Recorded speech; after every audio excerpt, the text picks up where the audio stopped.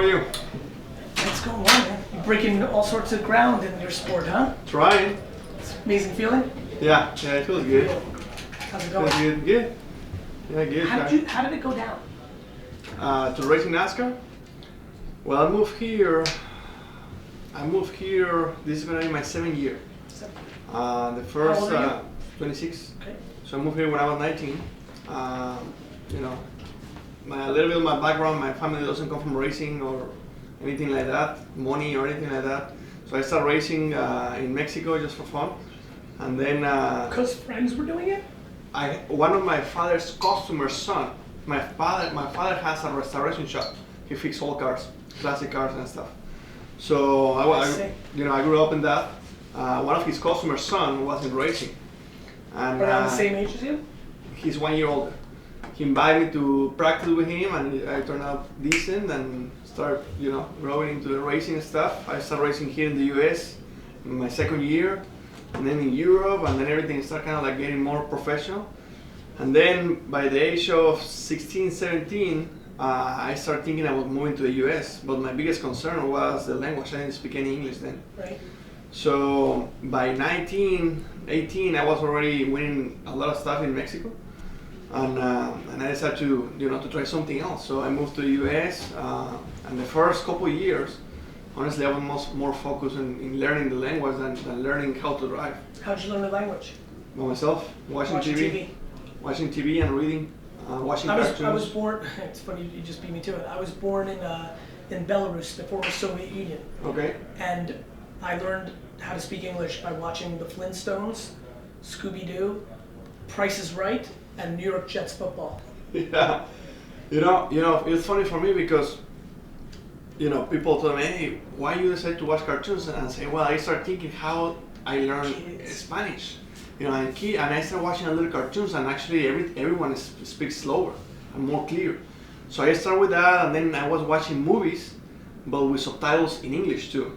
So I was reading at the same time. So that was helping me a lot, and obviously practice as well. I was going to the shop every single day just to practice, just to track, just to interact. Yeah.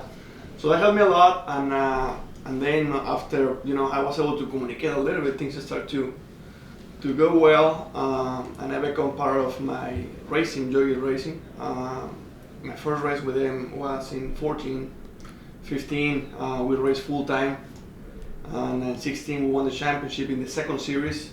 Not in the Cup Series, and in the 17 last year we moved to the Cup Series, and this is my 2nd year. So Amazing. It's been fun. It's been fun to be a little different Good for from the you. rest. Yeah. And how are you and the team thinking about what's most on your mind these days? First, probably just trying to win, right? Yeah, obviously winning races is the most important thing. Being competitive. This year it's been rough for us because we made a lot of adjustments from last year to this year. Engineers wise, and couple important parts of the team, and my engineers, they're very talented, but they're very young too. So we had some up and down, a lot of inconsistency, which is normal. I'm young too, and obviously I'm still, this is just my 2nd year. In Mexico we don't really have ovals. The only thing we have is road course. So I grew up doing that, and I didn't know anything about ovals until I was like 18. That's cool. And then I moved here, and everything started to happen. So it's been fun. Yeah. It's been fun. How do you like racing? You know what's funny? I'm 42. I grew up in New Jersey mainly. I didn't grow up following the sport, but I was very into collectibles. Okay. And NASCAR, when I was a teenager, really had its big burst in the Northeast. Its explosion in the late 80s, 90s, into the early 2000s. So I would watch it from a culture standpoint. My father-in-law was a big marketing guy at Gillette. Okay. And they made a big bet on the young guns in the early 2000s. And so I've always watched it. It was interesting. I knew that you guys changed the format. And I just did a podcast with Kyle, and I'm super fascinated that you guys have gone to the format where the final race is like four guys, like anybody.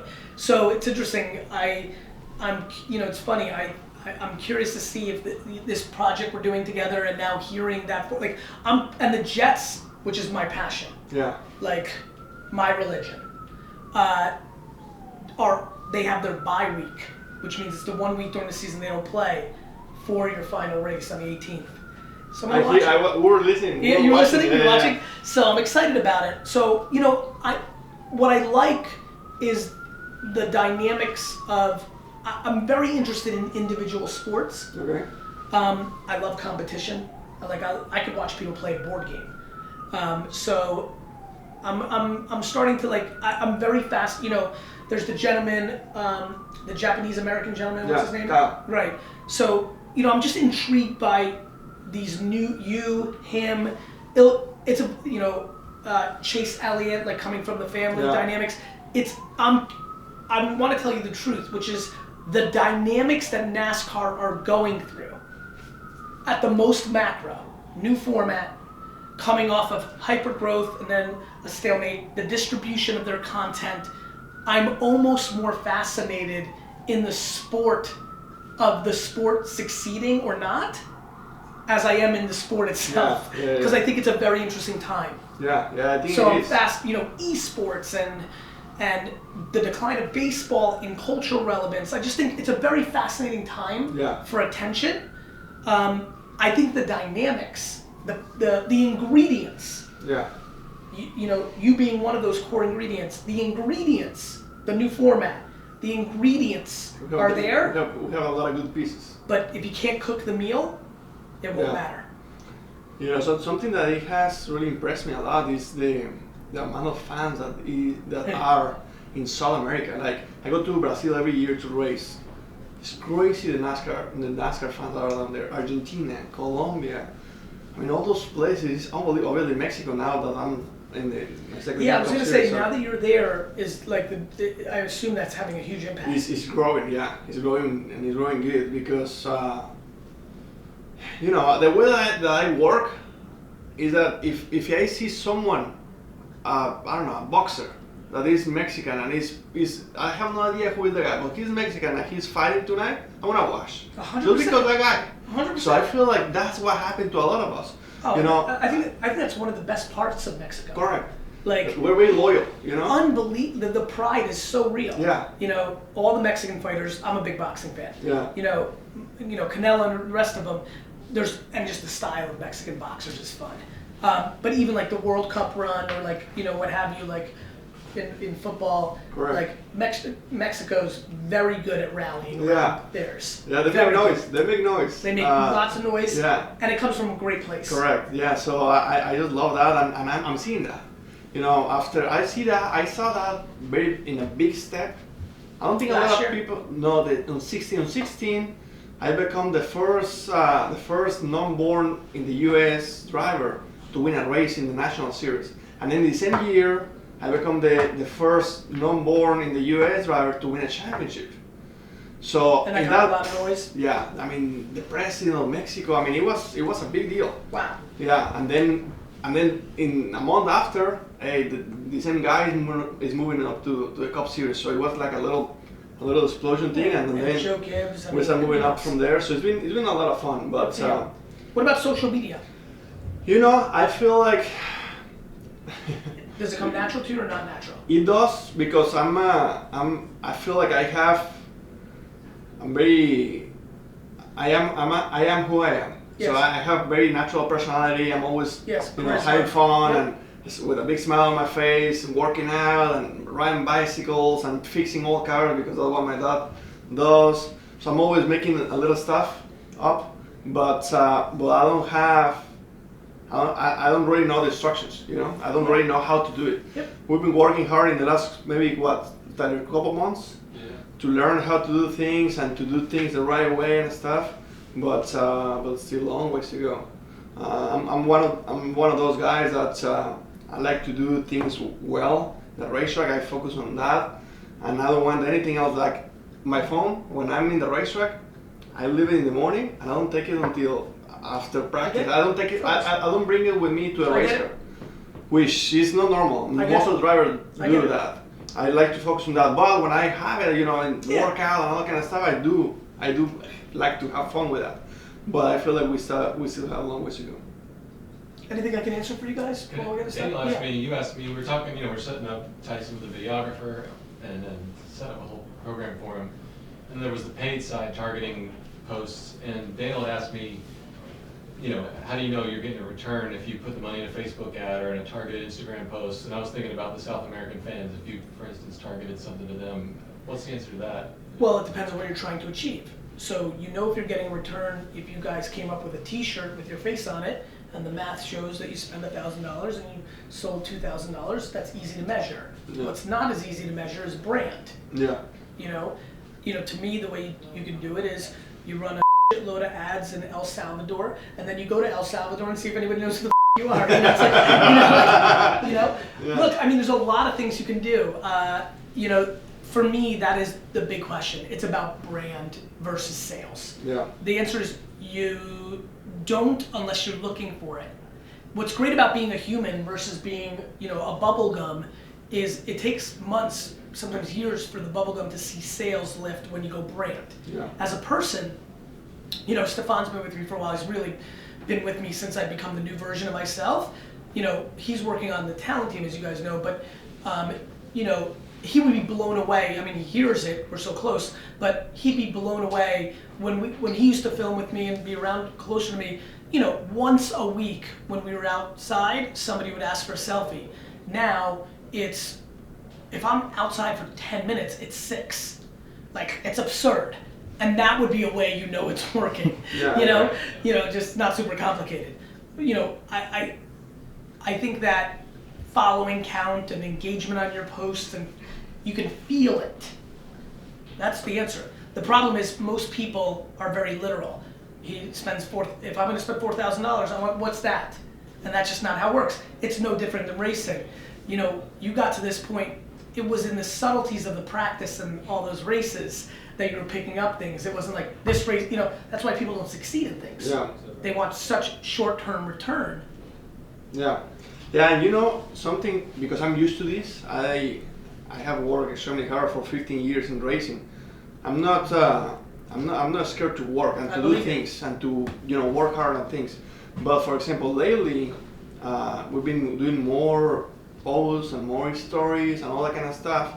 But I don't feel like I've been doing a good job because I didn't know to engage with people. You know, I'm not scared to do it. It takes time, obviously. I'm one of those persons that I cannot take a nap during the day. Yeah. I cannot sit in the house to watch TV. I have to either be working in the car, in the bicycle, in the work. I have to be active. Yeah. And you know, if I have a plan, hey, this is what you have to do. I'm gonna do it. But I need to know, you know, how much engagement. I'll give you a great example. One of the things I find fascinating about NASCAR, much like other sports, is you watch film. Yeah. You know what some of those guys' tendencies are. Yeah. How do you know? You watch film. Everybody doesn't watch film the same way. There's an American football player, his name's Ed Reed. He's a Hall of Famer. He's a safety. I don't know how much you know, but you know anything about American football? Yeah. He's a safety, covers receivers. He said something to me the other night at dinner that blew, I mean, I've been obsessed about football my whole life. And just, when you're not in it, you know how it is, the closer you get, the more you get into something. He told me that there was another Hall of Fame wide receiver, the guy who catches the ball, that he knew, the guy was on 3 different teams in his career, that he knew what the team was going to do, run or pass, based on how that guy broke the huddle. Because if they were going to pass, he started with his right foot to the left, and if they were going to run, he started with his left foot. That much he watched the film. Correct. That's how much I know social media, to your point. Yeah. You're right, you do need to know. And that's what a lot of this is about. So everything, for what I have learned today, everything is about interaction, about, you know. Because imagine, when you were a kid, you know, who was the most famous person to you? What football player, what driver, what actor, who was the most famous for you when you were a kid? Michael Schumacher, Ayrton Senna. Great. Could you imagine if you posted if Instagram was around and you said, loved you, and he replied? Yeah, that was a big deal. Big deal, you would have lost your fucking mind. Yeah. Forever. Yeah. The end. So that's it. So and everything it takes no time. In the macro, it does. Yeah. When you do it for 17,000 people, it does. But like when I go to I'm busy, like I run a company and I do a lot of it. When I go to the bathroom, I'll go to my latest post and just heart 2 or 3 people replying or reply to one answer. It forever changes everything. That person's situation with you changes. They tell people, it's, you know, I was just doing a podcast, she's like, it seems like everybody, like seems like everyone she's interacted with, Charlie from the WWE, who was just on the show, she says everyone's like, it's because I'm putting in the work. You didn't get those muscles by reading about it. Yeah, yeah. So everything is about interaction. Then I mean, and content and strategy and like a million. It's that is a very big differentiator because it's the thing a lot of people won't do. And I think honestly, I'm one of those guys that will. You're like me, high energy. Yeah. I was laughing. I've never taken a nap in my life unless I was sick. Or didn't sleep for a full day. Yeah. Because I had like a friend sleepover and like you just crash after 39 straight hours of being awake. So I used to be the guy that, hey, this is a cool shot, this is a cool content, post it, good. And hey, you see 50, 80, 100 comments, that's good. Right. But now the best part is when you read them to reply, you're gonna get smarter.